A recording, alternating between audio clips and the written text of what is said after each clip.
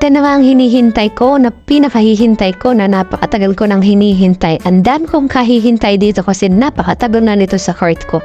Nagdadalawang isip ako din, nagsasampung isip ako kung bibilin ko ba talaga to at kung worth it ba yung presyo nito. Kasi guys, hindi naman siya kamurahan, ano. Nasa 900 something din siya pang tutuusin.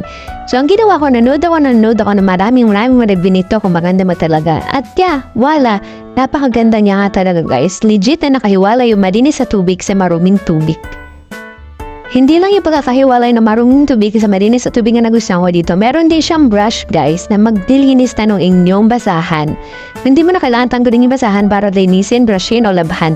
Dahil nga dito meron na siyang self-cleaning. Ayan, at ito nga yung pagkakahiwalay na malinis sa tubig sa maruming tubig.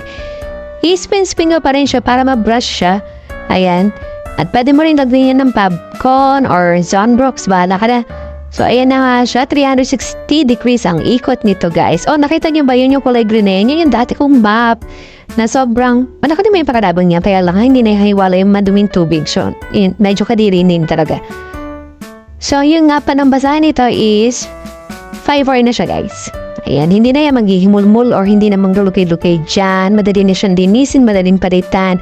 Dahil dikit lang yan dyan.